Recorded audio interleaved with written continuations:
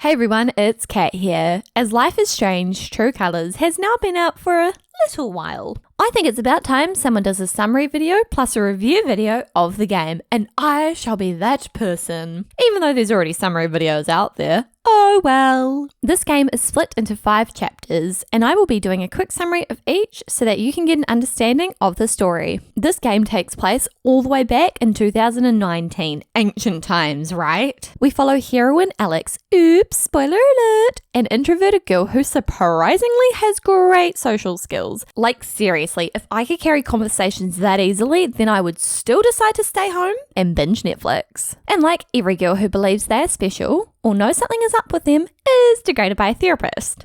Does your brother know about your issues? But don't worry, she's not crazy. She's a next generation psychic introvert with the powers of empathy, telepathy, psychometry, and emotion absorption. What does that mean? Google it. JK. Basically, she can feel people's emotions, hear their thoughts, tap into their emotional auras, and absorb it. And if she concentrates hard enough, she can remove an emotion that somebody is feeling. Now, Alex is an orphan. Tragic, right? And was horribly separated from her brother 8 years ago due to the foster care system. And like any good bro, Gabe decides to finally let Alex live with him in Haven Springs after 8 years of separation. That's true brotherhood right there. Dealing with your siblings when they're done with the annoying stage of life. Alex is super stoked about living with her bro until she has to endure some horrible milestones, such as this lady hugging her, talking to this kid, being alone in a strange new town and having to enjoy nature, realizing Spotify doesn't exist here, being a pet abuser, and meeting Daddy's Boy and Colonel Dad. On the plus side, she meets Steph, a super rad chick who has mad taste in music like Alex and is a drummer. Perfect life, right? Now that we have the introductory part of chapter 1 out of the way, the real shit starts to happen. After Gabe gifts an apartment to Alex, this a-hole Mac, putting a bad name to McD, breaks into Alex's apartment and gets into a fight with Gabe, thinking that Gabe's got a thing going on with his girlfriend, Riley. This fight is super important as it's the first time we see how reading others' auras can impact Alex, and reason 2 will come into play later. Remember that dumb little kid Alex talked to?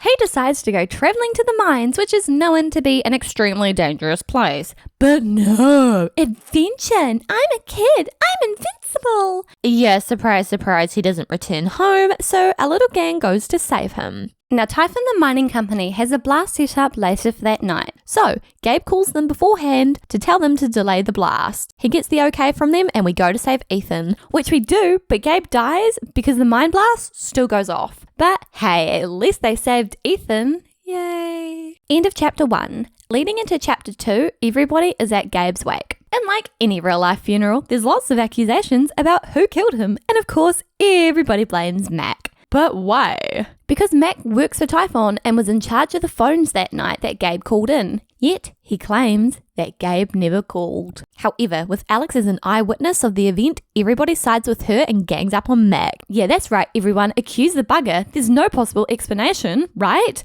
Right? And that is why you don't punch your protagonist's brother. Alex does get more evidence later that something dodgy is up with Typhon when Charlotte, Ethan's mother, informs Alex that Typhon are trying to bribe her to remain quiet about Gabe's death. To feel better about the events that have happened, Alex calls over Daddy's Boy and tells him about her powers, even though up to this point it's been taboo to talk about. But hey, I've known this guy for a day, why not reveal this to him? It cannot possibly backfire at all.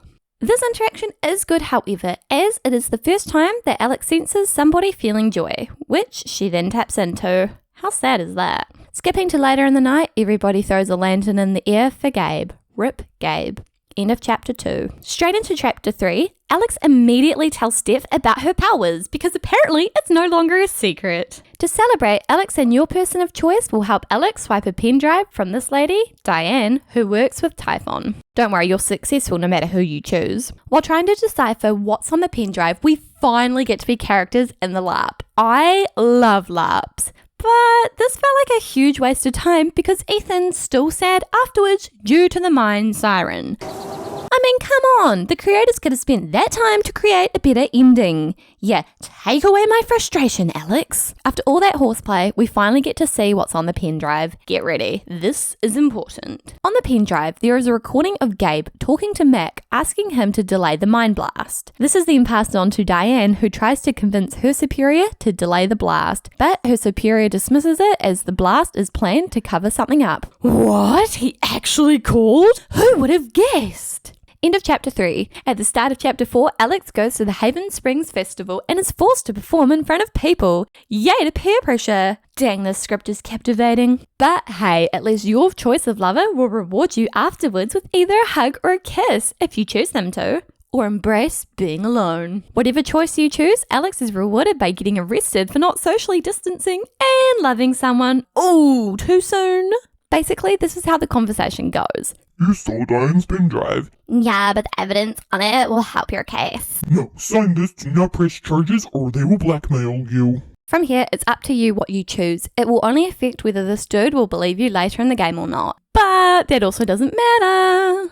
Whatever you choose, Alex leaves and goes to confide in old Colonel Dad, who claims that he knows what Typhon are hiding. Like a true villain, he takes her to the location and reveals everything to her, that he is a true mastermind behind all of this and is working with Typhon to cover up his past secret, which they are now standing over. Then he shoots Alex and she falls down the ventilation shaft. Yeah, this is where I really lost faith and interest in the game. The fact that Alex survived this fall is so BS. And since these guys are meant to be somewhat relatable to life, it is such a stretch and makes it really feel like they created the game for the benefit of sharing MX Toon's music. Couldn't look you in the eye.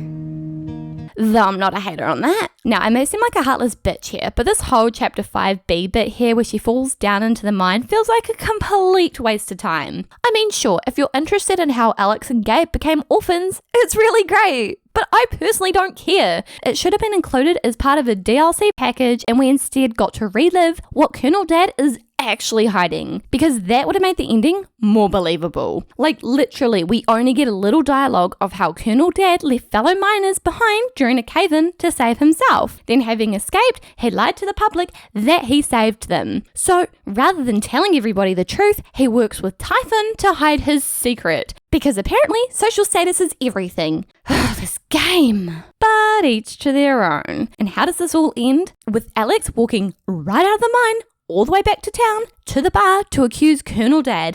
And it works. Dependent on your choices made throughout the game, some of the citizens will believe you and others won't. Oh, and luckily for you, Ryan can completely betray you. Yay to friendship. At least Steffi Withy believes us. But either way, Colonel Dad gets arrested and Typhon's CEO resigns. Yay to teenagers being smart enough to convict older people and sort out the world.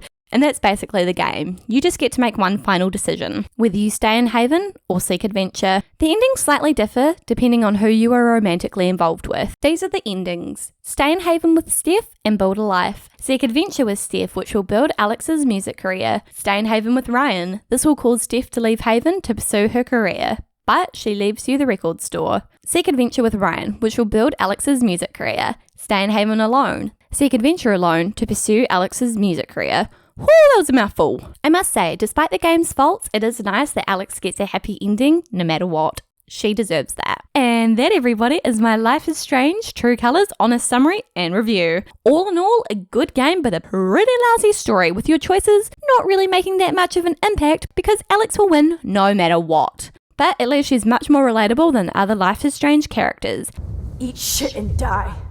And let's not forget about the graphics. Whew, a huge improvement. That alone makes this the best Life is Strange game. So yeah, what y'all think of the game? If you want, leave a comment, and I'll see whoever can be bothered watching my videos next time. Peace!